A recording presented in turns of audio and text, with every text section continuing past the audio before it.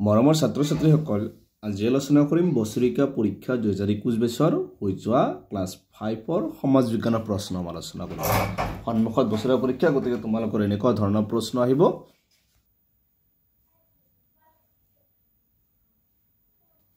সবাই সময় আছিল 3 ঘণ্টা মুঠ নম্বৰ 1 নম্বৰ দিছে সমুত্তৰ দিয়া যিকোনো 10টা লিখিব দিছে 10 মাৰ্ক আছে। আৰ্যসকলৰ প্ৰধান জীৱিকা কি? বেদৰ আন এটা নাম কি? মহাকাব্য দুখনৰ পিছত উল্লেখযোগ্য ৰচনাৰাজি কি? পৃথিৱীৰ এটা উপগ্ৰহৰ নাম লিখা। হাতীপতি কাক বোলে? পৃথিৱীৰ মেৰুদণ্ড বুলিলে কি বুজা? বিষুৱ ৰেখা কি? চন্দ্ৰ মা কাক বোলে? জিয়ইট মানে কি? উপসাগৰ কাক বোলে? কোনখন মহাদেশৰ জনসংখ্যা আটাইতকৈ বেছি? পৃথিৱীৰ বৃহত্তম দ্বীপটোৰ নাম কি?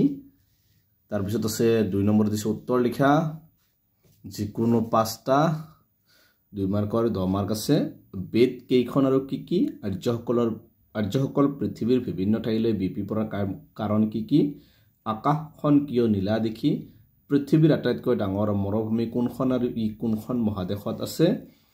নিবিড়বাক আৰু অধিবাক শব্দৰ অৰ্থ কি? পৃথিৱীৰ আকৃতি গোলাকাৰ হোৱাৰ এটা প্ৰমাণ দিয়া। তাৰপিছত 3 নম্বৰ উত্তৰ লিখা বেদৰ অৰ্থ কি?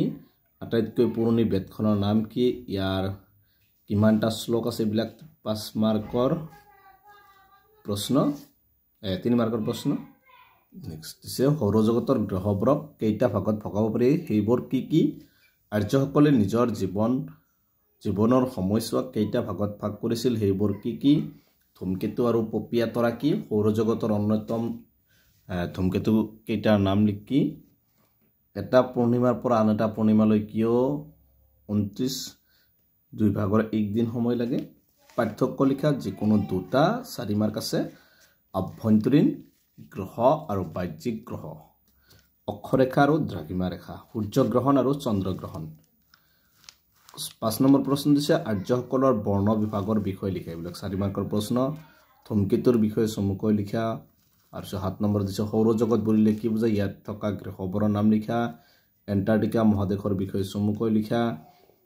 তাৰপিছত দিছে আফ্ৰিকা মহাদেশৰ আধা অংশত গ্ৰীষ্মকাল হ'লে আধা অংশত শীতকাল হয়, এনে হোৱাৰ কাৰণ কি? এইবিলাক 4 মাৰ্কৰ প্ৰশ্ন।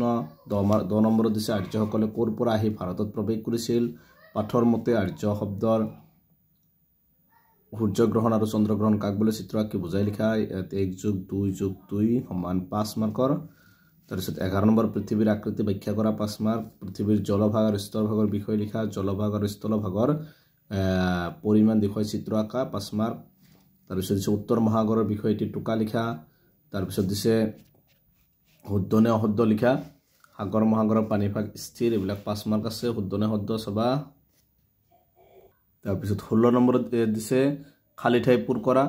ৰামধেনুৰ 7টা ৰঙৰ সমষ্টিক তেজ বোলে, 5 মাৰ্ক আছে। সৌৰজগতৰ নক্ষত্ৰটো হ'ল সূৰ্যৰ নিচেই ওচৰত থকা গ্ৰহটোৰ নাম। আৰ্যসকলৰ পৰিয়ালৰ মূল মানুহজনক দেশ বোলা হয়। পৃথিৱীৰ আকৃতি দেশ। 17 নম্বৰ দিছে চমুটোকা লিখা যিকোনো 2টা 6 মাৰ্ক আছে।